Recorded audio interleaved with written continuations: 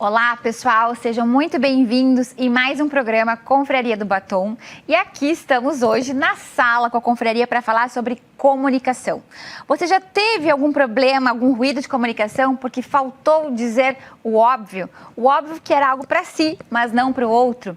Então a gente vai falar sobre isso aqui com a dona de um jargão, né, que já é super conhecido, que é o óbvio precisa ser dito, né, deve ser dito, a Sabrina Tomasi, que é jornalista, né, com um MBA em comunicação corporativa, é podcaster. Obrigada, Sabrina, por estar aqui com a gente. Temos outros especialistas em comunicação também, a Mônica Rial, a Ana Flora Bestetti. Gurias, muito obrigada por vocês estarem aqui.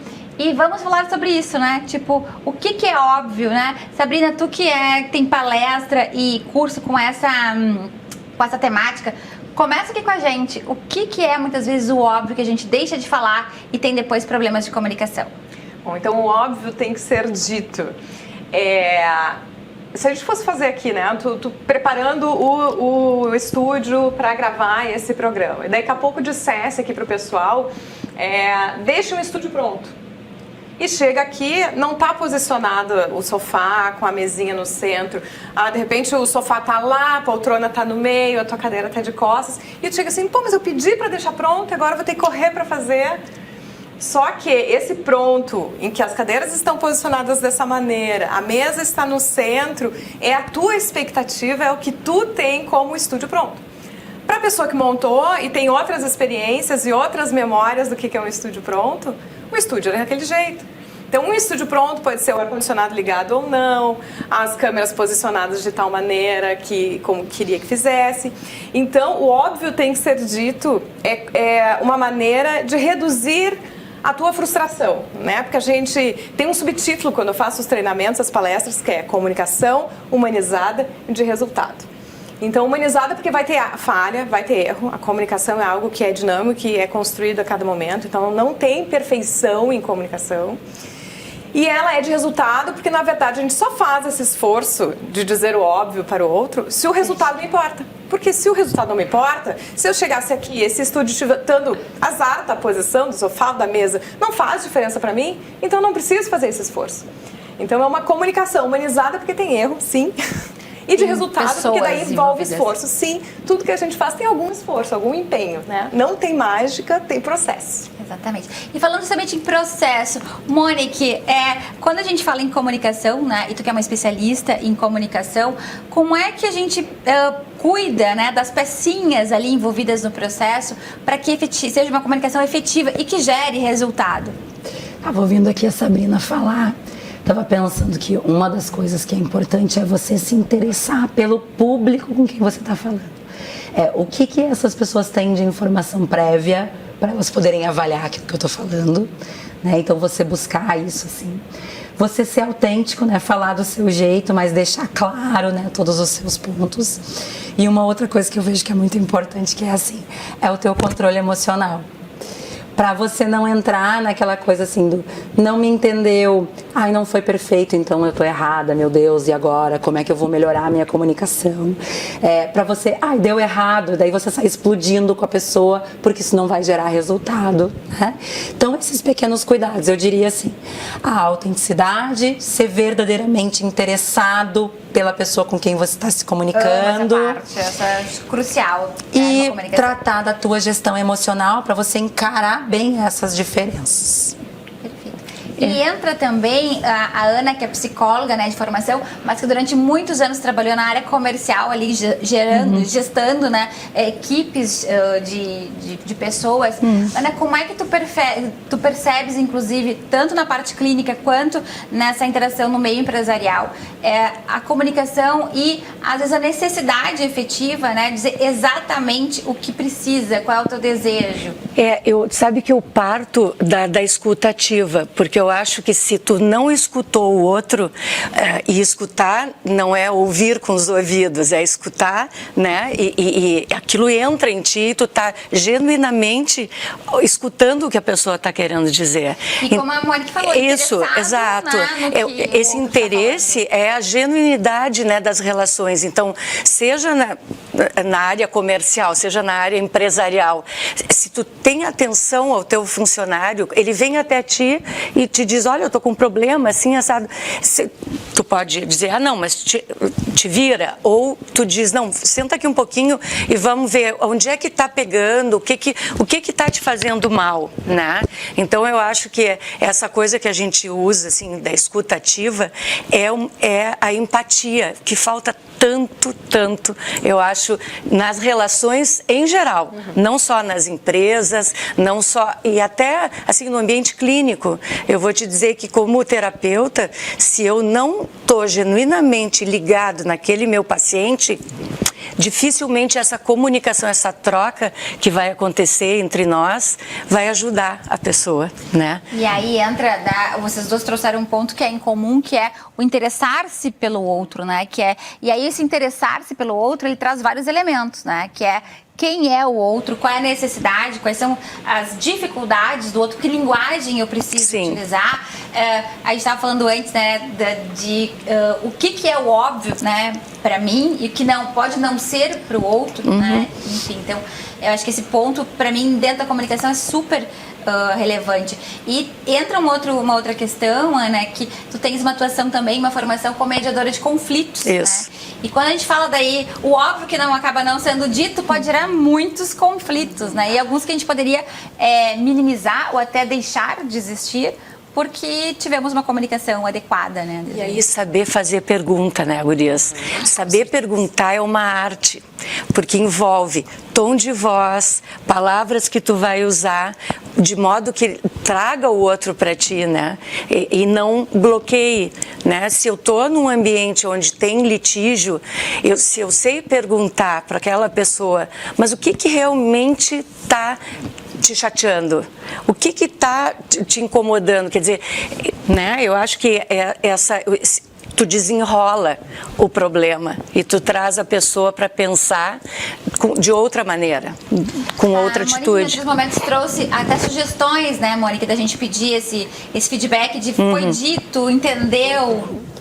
Eu penso que, assim, você falou na voz, né? E agora eu tô aqui, assim, com a dificuldade da voz. E como isso impacta no como o outro vai receber. Então, no fazer a pergunta, você tá ali, procurar fazer com uma voz que não é só a pergunta aberta, mas fazer te mostrando acessível. E uma coisa que antes, quando você falava dessa questão da escuta, eu fiquei pensando, né?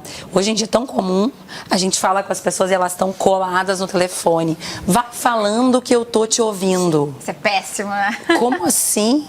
Né? Para eu entender a necessidade do outro, para eu enxergar e eu poder fazer perguntas e a pessoa querer me responder, eu tenho que mostrar que eu estou disponível para ouvir. Eu tenho que, olha, eu estou aqui, estou te esperando. Então, me diz o que você precisa, como que eu te ajudo, como que eu me comunico com você de uma forma que seja produtivo para nós dois. Nós duas. Tu sabe que a questão da comunicação, eu estava pensando assim, tu vê a geração mais jovem estão sempre ligados. Aí tu vê um casal que está no restaurante, cada um com o seu celular, né? E eu fico pensando como é que funciona, né, essa relação deles. Porque a gente tem que sair um pouco e olhar para o outro, né? E tem assim, é o gestual, é a qualidade do olhar, é a qualidade, né, de como é que tu tá te colocando, se tu tá mais assim, tu tá mais interessado, né? Isso tudo tem a ver, né, com a comunicação. O óbvio tem que ser dito, quando tu fala isso, são todos recursos de comunicação que se tem. Mas o óbvio tem que ser dito, usa o recurso que tu tem, que é da linguagem verbal, né? Que se eu tivesse muda aqui, se eu ficasse angustiada de querer manifestar alguma coisa, bom, mas se tu tem essa possibilidade de verbalizar, ou de escrever, ou, né, enfim, ou de trocar as linguagens até ser compreendida. Porque eu falo, tem a comunicação assertiva, que se fala muito nos ambientes organizacionais. E eu acho que a sonoridade engana, porque a comunicação assertiva, às vezes, parece que é aquela que dá certo, né? Mas a comunicação assertiva é dizer o que precisa ser dito. E eu falo diversas formas, né? E ela escrito, só inclusive, funciona se for uma comunicação efetiva. Que é o que a gente está falando aqui, de compreender e ser compreendido. Uma comunicação efetiva, todo mundo hoje, até quando eu digo, vou fazer um treinamento de comunicação, as pessoas pensam comunicação como emissão de mensagem. E se eu não tiver recepção dessa mensagem, eu não fechei a comunicação. Exatamente. Né? Então tem que ter esse encaixe, é compreender e ser compreendido. E alterar a linguagem quantas vezes forem necessárias. Se eu vou falar com uma criança, eu não falo do mesmo jeito que eu vou falar com um idoso que talvez não escute, ou com alguém que tem um nível de formação diferente. Então eu vou fazer, se eu não acertei na primeira, eu vou tentar outra linguagem, eu não vou fazer do mesmo jeito. E aí acho que entra também a questão da flexibilidade e da adaptabilidade, né? Dos dois lados, do receptor e do emissor da mensagem, né? E aí acho que quando se tem um objetivo em comum, acaba que as partes podem estar mais abertas, né? A se adequarem para receber, mandar e receber essa mensagem, para passar feedback, tipo assim, não estou entendendo, né?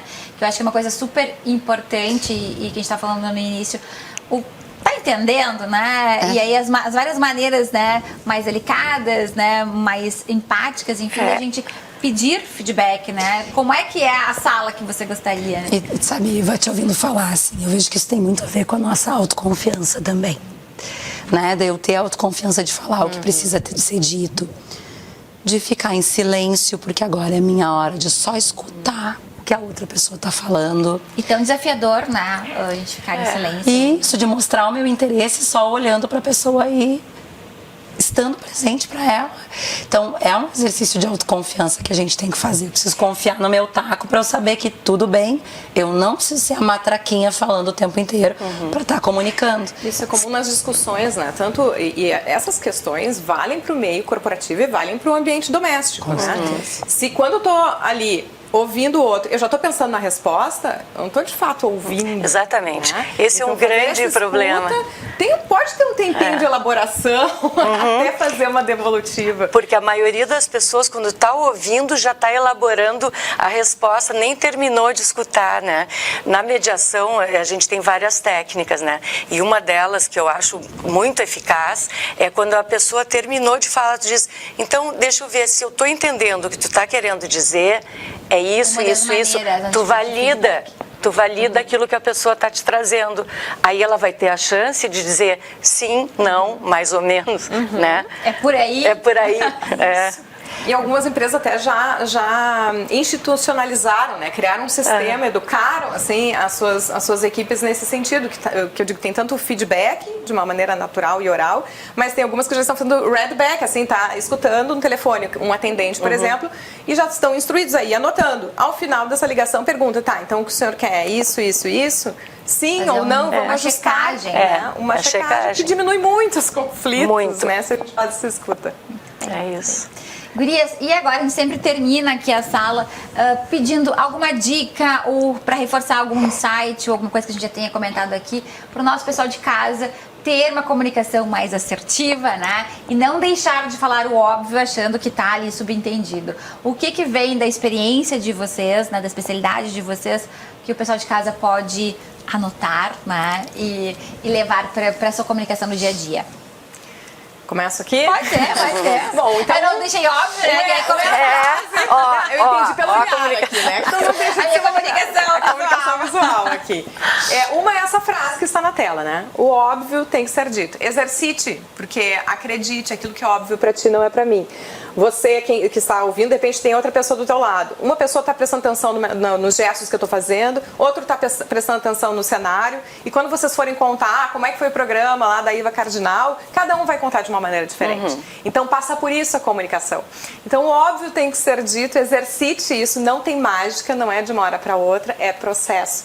E a outra frase que eu uso muito quando for fazer os treinamentos, que é bom para guardar, porque a gente brinca que é carteiraço, né? Você sabe com quem está falando? Não é uma frase de carteiraço, é uma frase importante para a comunicação. Sempre você tem que saber com quem está falando. Sabe com quem está falando? Começa por aí. Adorei essa aí, porque é bem isso, sabe? Tipo, é tu prestar atenção no outro. É uma criança, é o CEO da empresa, uma pessoa super letrada. Não, uma pessoa... Né? Então, adorei essa frase, vai. Quando vou notar. Vou te dar um feedback. Vou te dar essa aí. Mônica, por favor. Então, eu vou aproveitar, né? É assim, eu diria, torne-se verdadeiramente interessado pela pessoa que está do outro lado, né? Como? Não use o celular, não faça outra coisa enquanto você estiver conversando com a pessoa. Foque 100% nela para você poder identificar a linguagem. E a outra coisa é assuma a responsabilidade pela comunicação. Pergunte, fui claro? Como eu posso esclarecer mais esse ponto? Qual a dúvida que surgiu, né? Assuma a responsabilidade você de garantir que a outra pessoa recebeu a mensagem que para você era óbvia, né? E assim você vai ter certeza que você conseguiu se comunicar bem. Aninha? Então, eu acho que isso, o somatório do que elas estão dizendo, traduzido em empatia. Eu acho que a gente, na vida, nas relações, a gente exercita pouco a empatia. A gente está sempre, parece que um pouco armado para dar respostas, né? Até na comunicação. Eu estou aqui ouvindo, mas eu já estou me preparando para responder. Então, eu acho que uma escuta ativa, verdadeiramente empática, é um pulo do gato nas relações, assim. Acho que perfeito, acho que fechamos aqui com 3 reflexões super importantes. A gente espera que vocês tenham aproveitado essas dicas aqui, esse nosso bate-papo sobre comunicação e que tenhamos passado o óbvio, né? Que é muito importante nos comunicarmos bem. E sigam aqui com a gente, porque hoje tem muita coisa legal ainda no programa para rolar. Um beijo e até breve.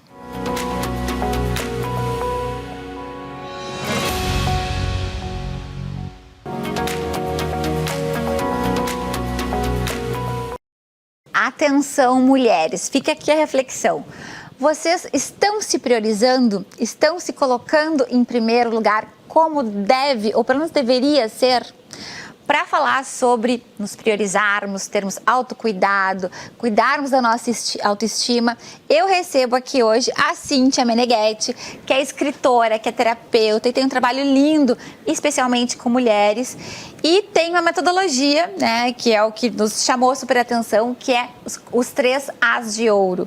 Cíntia, mas antes até da gente entrar na metodologia, queria que tu falasse um pouquinho sobre a importância da gente se priorizar e que é uma coisa talvez mais difícil, né? A gente coloca tudo na frente, né? Sim.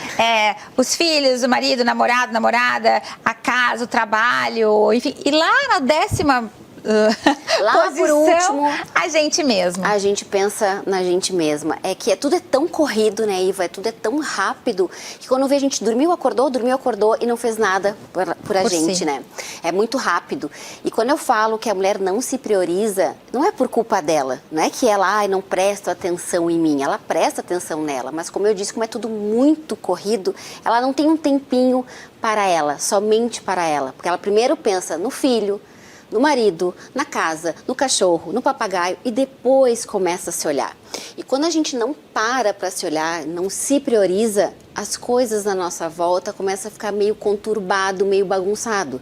Porque se a gente não está bem com a gente mesma, a gente não consegue proporcionar o bem-estar para quem está do nosso lado. A boa e velha bota a máscara de oxigênio em si primeiro, depois tenta salvar o resto, né? Isso é perfeito, é um exemplo perfeito. Como diz na Bíblia, ama-te assim como ama o próximo. Mas eu sempre digo que difícil não é amar o próximo, difícil é amar a si mesma. É muito... Não é que é complicado, é que parece que nós somos doutrinadas, educadas a olhar sempre para o outro primeiro. Que parece que é egoísmo tu se olhar primeiro. É o autoamor, né, que tu mencionas. Sim, o autoamor, o autocuidado e a autoestima são os pilares que eu defendo muito, que são os pilares que eu digo assim, da mulher amada. São 3 aconchegos, que é o se amar. Os 3 As de Ouro. É, autoamor, autocuidado e autoestima, que é o se amar e ser amada. E para tu te sentir ser amada, tu precisa se amar. Para depois amar e sim, finalmente ser amada. E para isso a gente precisa se priorizar. Precisa ter um momento só seu. Nem que seja aqueles 5 minutinhos logo depois que acorda para desfrutar de um café, fazer algo para si. E a gente parece que perdeu isso. A gente acorda já numa rotina louca. Já no automático, né? O que eu tenho que fazer e tal, sair. A gente acorda num automático louco, numa vida louca, que a gente acorda, nem degusta um café. A gente já sai tomando aquele café porta fora. E aqui entra, né, Cintia, uma questão que esse priorizar-se, o autocuidado, o tempinho para si dentro da agenda. E como tu falaste, às vezes é para coisas bem simples, né? É de manhã ter o seu ritual ali, acordar com calma, fazer uma meditação. A gente falou antes, né, das frases afirmativas, né, de ter aquele momento. Ou não, é melhor, funciona mais no final do dia, que as crianças já estão dormindo, enfim. É um banho ali, né, quentinho, colocar uma roupa legal e tal. Ter um tempo para si. Ter um tempo para si. Como isso é importante? Eu defendo muito, né, Iva, a rotina matinal. Tem pessoas que se adaptam. Eu mudei, não era assim, agora tem. Eu também não era assim. Meu Deus, eu não acordava antes das 10 da manhã. Deus o livre, não marcava nada na parte da manhã. Mas a gente vai melhorando, vai mudando, vai vendo. Vai evoluindo, né? Vai se cuidando mais. Vai evoluindo. E eu defendo muito a rotina matinal, porque como funciona para mim, eu acredito muito que funciona para as outras pessoas. Porque quando tu te prioriza logo pela manhã, além de tu mandar um comando para o teu cérebro, que tu tá te mostrando que tu é prioridade, tu tá fazendo primeiro para ti, aquela priorização da manhã já te proporciona um bem-estar. E esse bem-estar se prolonga ao longo do dia. Agora, se tu já acorda, já reclamando, dando com o dedinho na cama, mal toma um café, como é que vai ser ao longo do dia dessa vivente? Sim. Ela é ruim, por isso que eu falo, se priorizem. Acorda 5 minutinhos antes. Eu acordo muito cedo. Eu digo que eu acordo com as galinhas. 5h30, no máximo 6 horas já estou em pé. Porque eu gosto da tranquilidade da manhã.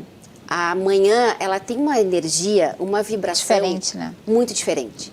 Aquela quietude, o silêncio, é o momento que eu me conecto. E eu mostro isso muito para minhas leitoras, minhas seguidoras. Ela, ai, Cíntia, mas eu não consigo acordar cedo.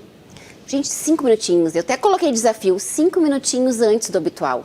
Só para te desfrutar de um café mais tranquila. Começa aos pouquinhos mudar os hábitos, né? A gente muda o hábito para começar, sim, a melhorar e a se priorizar. E a gente começa a ver os ganhos disso, né? Como tu comentaste, muda toda a energia do dia, tu começar olhando para si, tendo um tempinho para se cuidar, enfim. E aqui já é uma dica, Cíntia, que a gente sempre gosta, assim, sempre essas conversas, elas são curtas, né? A gente fica com vontade de... A Cíntia vai voltar aqui em outros momentos, com certeza, até para falar do livro, agora tem mais 2 saindo do forninho e tal, mas essa seria já uma dica, Cíntia, de começar o dia com um momento para si, se cuidando. Se priorizando. Começar amanhã primeiro para si. E eu digo muito, comece pelo espelho, se olhe no espelho de verdade, faça um trabalho da autopercepção, se olhar de dentro para fora. No momento que vai se maquiar, olha no espelho e se contempla, começa amanhã assim, agradecendo, gostando do que olha no espelho. E é um momento só seu, não é mais de ninguém, não é com o filho, não é com o marido, é só seu. Quando tá em frente ao espelho, tu tá olhando para tua íris, tá olhando para ti, para dentro do teu ser. E aí, de repente, quem sabe você se enxerga, sabe quem você é e começa a ter uma vida simples, leve e cheia de amor, porque nós estamos sedentas de amor. Isso. E é o amor próprio, não é só o amor do outro. Que lindo, que lindo. Cíntia, muito obrigada pela tua presença por aqui. Fica então, né, a dica, se olhe no espelho, agradeça, né, faça frases afirmativas, comece o teu dia bem, que as coisas têm a tendência, né, de acontecerem mais encaixadinhas, com uma outra energia. E siga aqui nos acompanhando também, que tem muita dica ainda, muita coisa legal para acontecer aqui nesse sábado. Obrigada, Obrigada. Iva. Um hábito que não é dos melhores, mas é bastante comum, em especial entre pequenas empresas, né, e seus gestores, é misturar as contas pessoa física e pessoa jurídica. Só que para falar sobre isso e os perigos, né, as consequências desse tipo de comportamento financeiro, eu recebo aqui a Cristiane Santana, que é contadora da Túria Contabilidade, é nossa confrade também, especializada em contabilidade para mulheres. E Cris, me diz se eu estou errada, né? Mas esse é um hábito mais comum do que deveria, sobre o ponto de vista, inclusive, dos contadores? Sim, muito comum, no caso das mulheres, que são as clientes que eu atendo. É um hábito muito comum. Infelizmente, nós não temos tanta educação financeira, assim, né, durante a nossa vida. E o momento em que tu te propõe a empreender, esse hábito se mantém. Ele passa também da tua pessoa física para a tua pessoa jurídica. E tem consequências, né, Cris? Tem consequências fiscais, gerenciais, contábeis, né? Fala um pouquinho pra gente sobre esses aspectos que são ruins, né? Justamente dessa mistura desses três. E se tiver algum outro, né, que eu não saiba, conta aqui pra gente pra alertar o pessoal dessa prática que não é a mais indicada, né? Para gerenciamento das finanças. Não é a prática correta, né? Pior ainda. Pior ainda. Então vamos lá, pensando do aspecto gerencial, certo? Em primeiro lugar, tu não tens uma visão total das finanças do teu negócio. Porque o momento em que tu usa os teus valores da tua empresa para pagar, por exemplo, as tuas despesas durante um momento de lazer, ou então, né, no caso das mulheres, com os filhos, com a família, essa questão gerencial, tu fica muito longe de saber até mesmo como precificar alguma coisa, o teu serviço, porque tu não tens noção do dinheiro que entra e sai da tua empresa, certo? Pensando um pouquinho pela parte fiscal, que é a parte que eu acredito assim, que hoje ela seja mais crítica, principalmente agora com a criação do Pix, né? Que qualquer coisa, eu te faço também um Pix. É tributado. Também, né? Tu não precisa nem ter mais o teu cartão em mãos. Então, essa questão fiscal é a seguinte: como que tu vais provar aquele teu total de gastos, sendo que tu recebe um valor muito pequeno e tu gasta muito mais? Né? A Receita Federal está, sim, ligada nisso, tem várias formas de cruzamentos. Sim. Então, tu vai estar fazendo o quê? Tu vai estar pagando muito mais imposto pela tua pessoa física do que pela tua pessoa jurídica. Sendo que, certamente, no momento que tu optou por abrir uma empresa, tu já pensou nisso. Vou pagar menos imposto tendo uma empresa. Esse é um problema fiscal.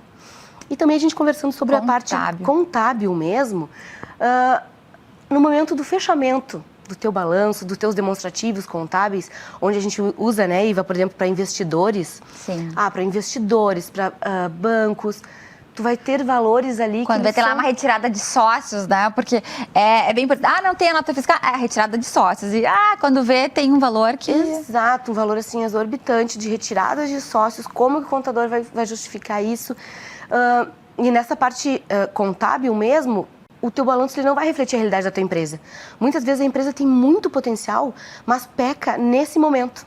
Quando tu vai precisar de um capital de giro, que tu precisa para fazer um movimento maior na levar tua empresa. o demonstrativo contábil para um banco ou para um investidor, né? Tá ali uma informação torta, né? Que não condiz com a realidade. Que não condiz com a realidade. Às vezes empresas com muito potencial pecam nesse momento. Cris, e na tua experiência, né, junto com as tuas clientes, o que seriam, assim, 3 dicas bem práticas para a gente evitar essa tentação de misturar, né, pagamentos pessoa física com pessoa jurídica? Sim. A primeira delas é definir o Prolabore. Se fala tanto nesse Prolabore, né? O que é o Prolabore? É um valor que tu vais retirar da tua empresa como se tu fosse um empregado da empresa. Como se fosse o salário, como né? o salário teu, exato. Primeira coisa é isso. Dentro daquele Prolabore, tu vai saber o valor em que tu tens que viver e sim adaptar a tua vida pessoal financeira. Em primeiro lugar, tem que estar a tua empresa, porque é dela que tu vai conseguir prover, né? Depois do Prolabore, eu sempre falo também, em momentos de lazer, não sair com nada da empresa, como cartões, então não misturar também nesse momento. E ter um planejamento mensal. Planeja o teu mês para poder gastar dentro da tua meta. E aí o planejamento tanto como pessoa física como pessoa jurídica, né? Então tá, dicas práticas e a mais importante de todas que resume, né? Não misture o dinheiro, né? Exato. Dinheiro de pessoa física é o teu, pessoa jurídica com todos os controles necessários, né? Para evitar consequências desagradáveis, entre elas pagar mais imposto. Muito mais. Cris, muito obrigada pelas dicas, um prazer te ter aqui com a gente. Veio direto de Santa Maria, muito obrigada. Um beijo para as gurias que nos acompanham de Santa Maria e toda a região ali. Um beijo grande e até o próximo quadro. Olá, pessoal! Esse é o quadro Você Bem. E no programa de hoje nós vamos abordar um assunto que é muito importante para a saúde íntima feminina, que é a incontinência urinária. E para isso eu trouxe uma convidada muito especial, que é a Ana Guerin. Ela é a vagina sem neura, fisioterapeuta pélvica, e ela vai contar um pouquinho para vocês sobre, né, essa disfunção, porque perder xixi não é normal, né, Ana? Bem isso. Olá, pessoal, tudo bem? Hoje a gente está aqui para falar sobre um assunto que é muito importante e muito frequente. Cerca de 50% das mulheres vão ter perdas urinárias ao longo da vida. Tu sabia, Fai? Isso é muito alto, né? Muita gente. É muita gente e isso afeta todas as idades, porque a gente acha que perda urinária só vai acontecer com a nossa vozinha. Ah, quando eu tiver 70, 80, 90 anos eu vou ter perda de xixi.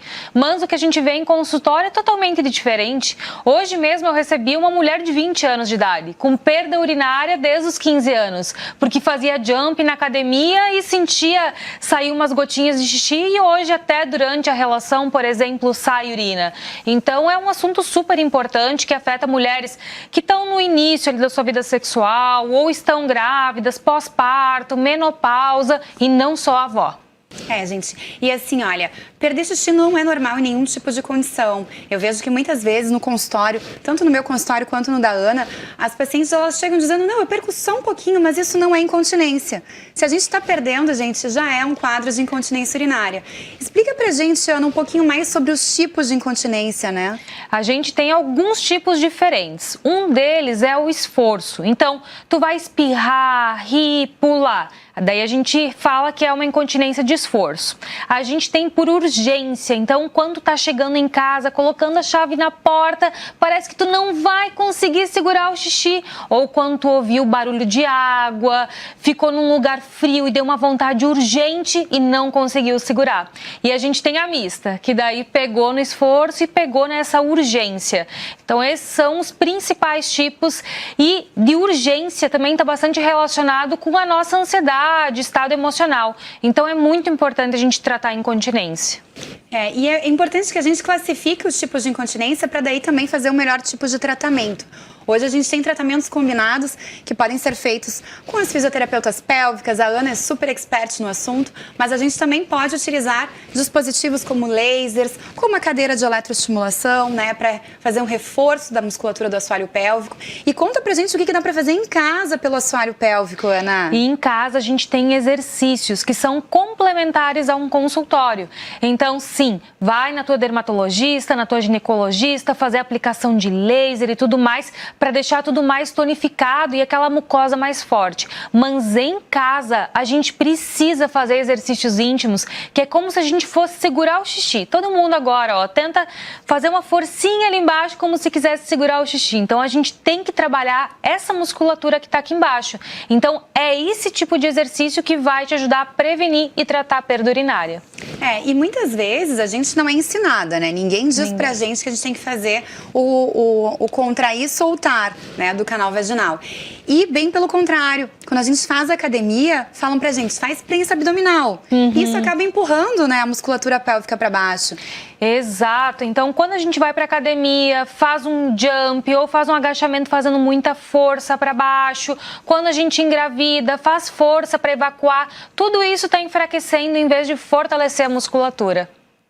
Gente, então assim, perder xixi não é normal, a gente tem várias formas de tratar essa condição, a gente pode agregar tanto os procedimentos quanto os exercícios em casa e uma coisa que a gente, né, precisa conversar mais sobre isso é porque às vezes a mulher ela acha que só uma gotinha ainda não é e não busca ajuda e a gente tem hoje disponível várias formas de ajudar vocês que talvez tenham essa alteração, que estejam ouvindo a gente agora e nunca pararam para pensar. Exato. Quanto antes a gente começar, melhor. Menos invasivo, menos tempo a gente vai precisar se dedicar para conseguir segurar esse xixi. Então, se tu usa absorvente no teu dia a dia para conter as gotinhas, o jatinho, aquela perda urinária que acontece de vez em quando, vai logo procurar ajuda, que eu tenho certeza que tu vai nos agradecer, né, em breve por isso. E o reforço do assoalho pélvico ele é importante não só para a questão urinária, mas também para a questão sexual, né, Ana? Tem pacientes que acabam até mesmo durante a relação tendo escape de urina. Com toda certeza. Isso vai dar um desconforto, a paciente já vai evitar de ter relações sexuais, então acaba prejudicando também a vida íntima. Exato, e pensa que tu vai para o restaurante, tu pode ir para um show, para um baile, dançar. Tudo isso são momentos do nosso dia a dia que ninguém quer perder urina nesses momentos. Então, quanto antes fortalecer, melhor.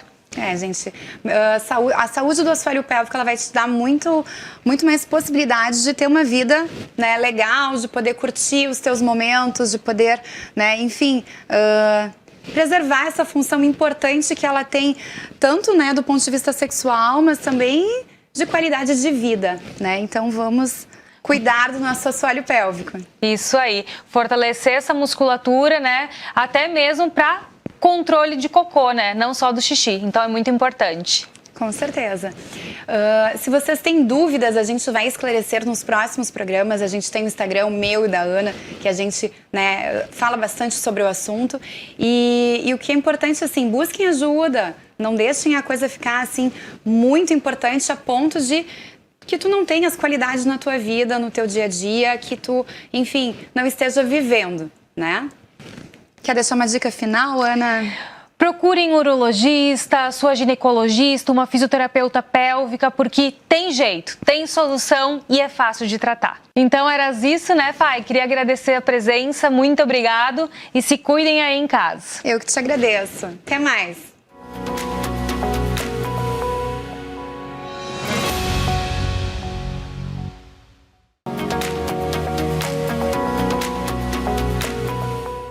Nós, mulheres, em geral, temos aí uma agenda atribulada, com vários compromissos durante todo o dia.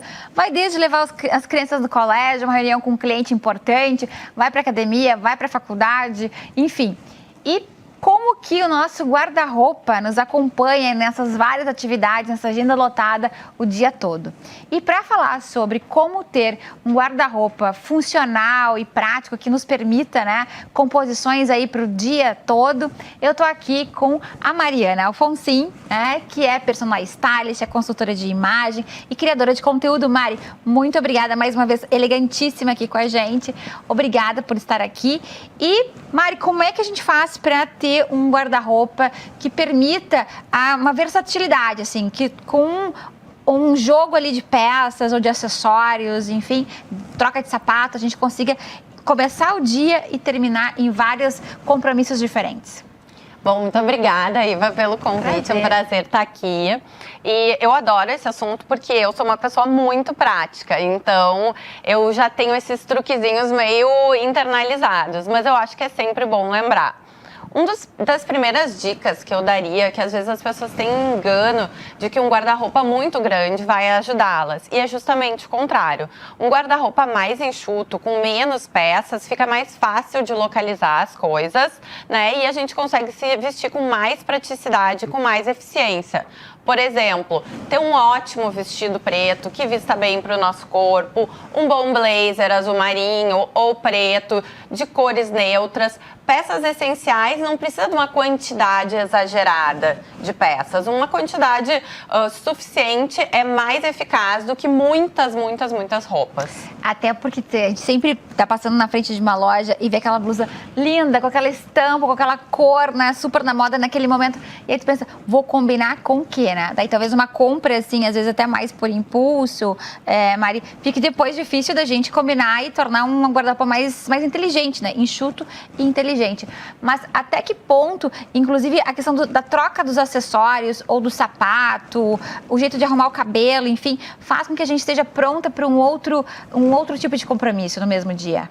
A ideia é que a gente possa investir, então, em peças que transitem bem. E o que eu sempre digo, às vezes eu trabalho com mulheres executivas super competentes, administram e se organizam para equipes imensas. E quando se trata do guarda-roupa, elas ficam meio perdidas. E funciona da mesma maneira, né? A verdade é que a gente tem que se planejar. Bom, o que eu vou fazer amanhã? Né? Não precisa nem ser, eu não digo que precisa separar a roupa, mas pelo menos saber como é que vai estar o tempo e quais são os compromissos que eu vou amanhã. Parece tão simples e tão básico, né? Essa questão da temperatura e o que eu vou fazer, né? Por onde eu vou passar, aonde eu tenho que estar bem apresentada no meu dia.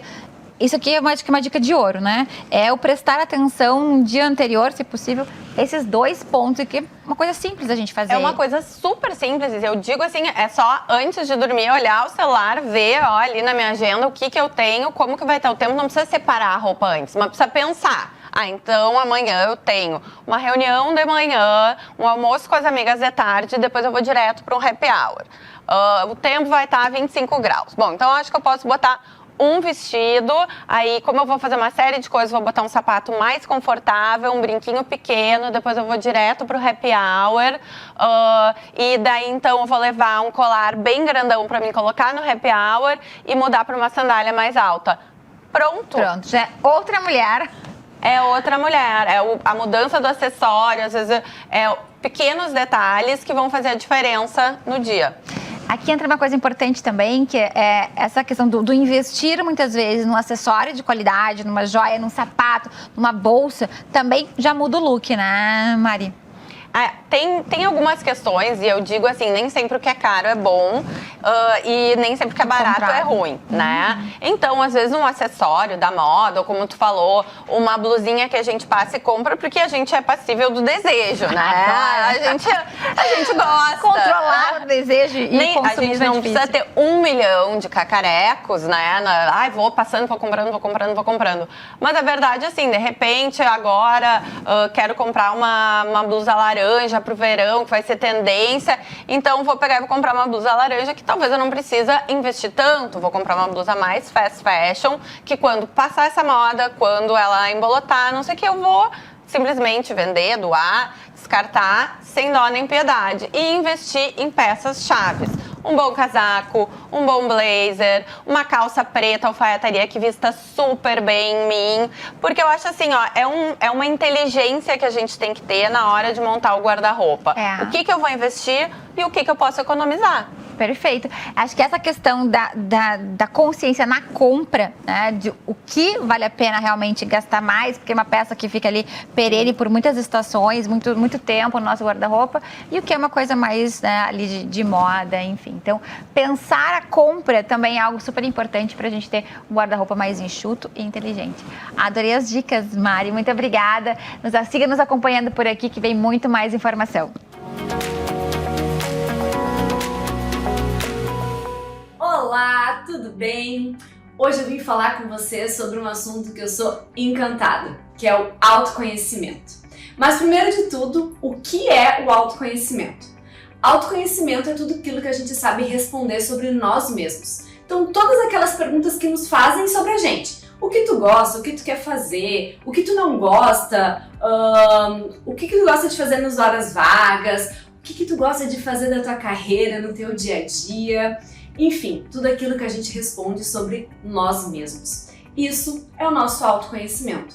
E o autoconhecimento, ele não é uma coisa que eu penso hoje e eu já pensei para toda a minha vida. Não, ele nos acompanha em diferentes etapas, em diferentes fases da nossa vida. Então, o autoconhecimento, ele é uma constante, é um processo que nos acompanha em diferentes fases, em diferentes momentos da nossa vida.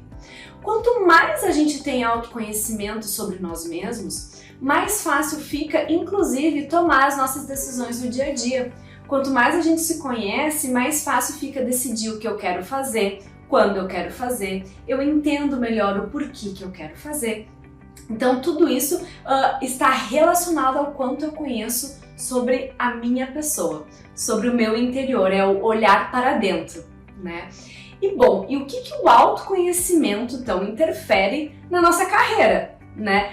E tem tudo a ver. Quanto mais a gente se conhece, mais fácil, inclusive, fica de tomar as decisões tanto dentro da nossa carreira, né? Então, as opções que a gente tem depois que a gente já ingressou no mercado de trabalho, ou ainda lá no princípio, quando eu ainda nem iniciei a minha jornada de trabalho, a minha carreira, né? Para tomar a decisão para onde que eu vou iniciar. Então, o autoconhecimento, ele faz parte desde o primeiro momento em que a gente inicia a decisão do nosso encarreiramento, da nossa carreira, como depois que a gente já iniciou a nossa carreira, mas para quais caminhos, quais horizontes que eu vou querer percorrer. E o autoconhecimento, ele nos auxilia a tomar essas decisões e também a nos trazer mais realização, mais satisfação profissional. Vou dar alguns exemplos de como que o autoconhecimento pode nos auxiliar no dia a dia da nossa carreira, tá? Por exemplo, o ambiente de trabalho onde a gente vai desempenhar as nossas funções. Existem N lugares onde a gente pode desempenhar as nossas funções. Esses lugares podem ser lugares abertos, podem ser lugares fechados, pode ser em escritórios, pode ser em home office, beach office, enfim, né, em diversos lugares que hoje possibilitam, dependendo da carreira que a gente vai escolher. E por que isso é tão interessante a gente saber? Porque quanto maior o nosso autoconhecimento, melhor eu vou saber em quais desses ambientes, por exemplo, eu tenho minha maior produtividade. Será que são em ambientes com muitas pessoas, com poucas pessoas, sempre o mesmo ambiente? Eu sou uma pessoa que eu preciso mudar de ambiente para melhorar a minha produtividade, para desempenhar melhor, ou até mesmo, né, para ter uma satisfação profissional melhor. Então, tudo isso vai interferir no meu autoconhecimento. Quanto mais eu sei sobre mim mesma, mais eu sei, eu prefiro um ambiente com mais pessoas, onde eu consigo trocar ideias, ou não, eu prefiro ambientes mais calmos, com menos pessoas, onde eu consigo estabelecer limites, vamos assim dizer. Isso é mais uma das coisas que o autoconhecimento pode te ajudar na definição da sua carreira. E se você gosta desse assunto, achou interessante e quer saber mais, eu vou deixar um QR Code aqui para falar um pouquinho sobre uma ferramenta espetacular que vai te ajudar no seu autoconhecimento. Até o próximo programa, nos vemos lá! Olá, meu nome é Gabriela Vieira. E eu sou a Michele Ravadelli, nós somos do escritório Vieira Ravadelli. Vieira Ravadelli. Eu sou a Vieira, ela é a Ravadelli. Bem-vindos, então, ao nosso quadro Casa de Viver. E hoje nós temos um assunto muito interessante para contar para vocês. Estou com a minha colinha aqui, tá, Gabi? Sim. O CONAD, que é o Congresso de Design de Interiores, é o maior congresso da América Latina e nós tivemos o prazer de estar lá esse ano. Gabi, deu até orgulho, né, da ABD. Sim, muito. Foi maravilhoso, foi um espetáculo à parte. Foram 2 dias de imersão com muito conteúdo de design. Teve também o CREA, que agora está ao lado dos designers de interiores. Nós estamos nos associando também ao CREA. E deu muito orgulho mesmo de fazer parte da ABD e de estar lá com todo aquele conteúdo. Exato. E fora o local, né, Gabi? Sim, o local... Escolhido a dedo também, né? Maravilhoso. A nossa associação, assim, tá de parabéns, né, Mi? Nossa associação, nossa...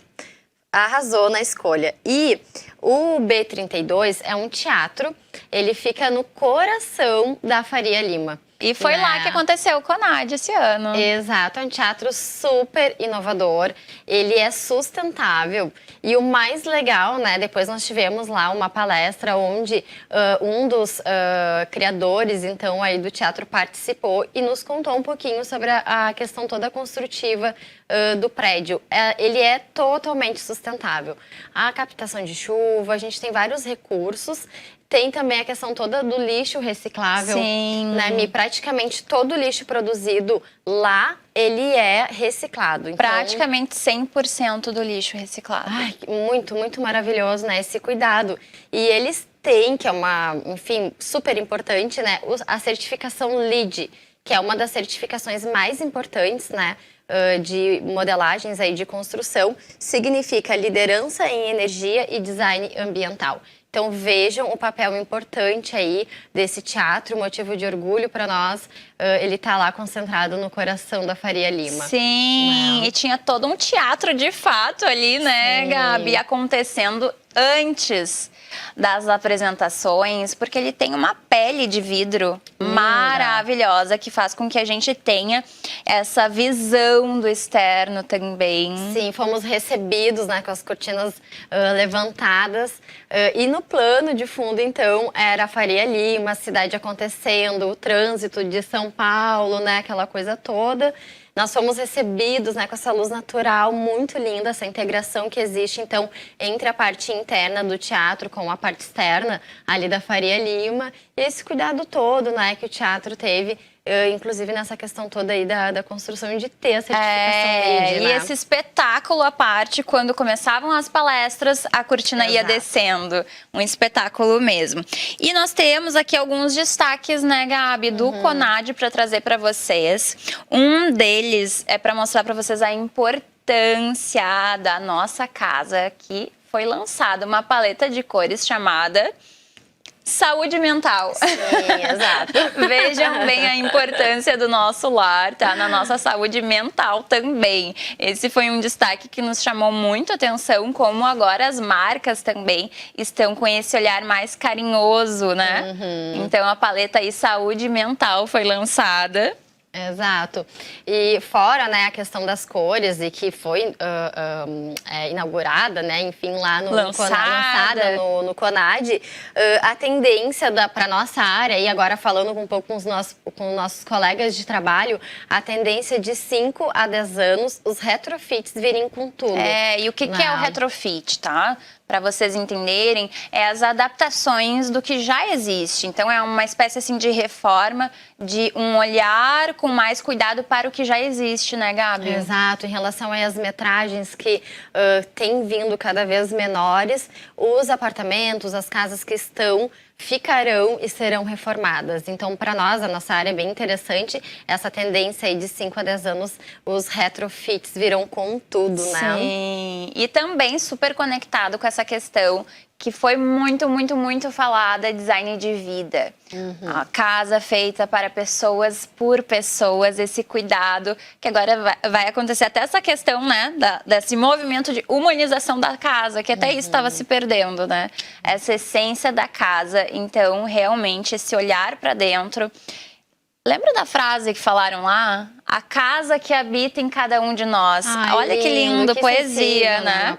Poesia, então exatamente. É de trazer esse cuidado, esse olhar da casa que habita em cada um de nós, para que a gente tenha a nossa essência no nosso lar, no nosso ninho, no nosso refúgio. Exato.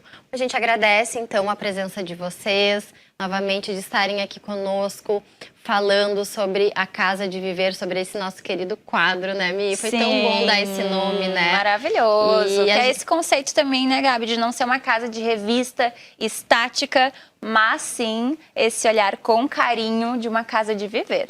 Exato, exato. Muito gostoso, né, falar desse assunto. Obrigada, gente. Até a próxima, então. Chegamos ao final de mais um programa Confraria do Batom. Obrigada pela tua audiência e nos esperamos no sábado que vem. Um beijo e até lá!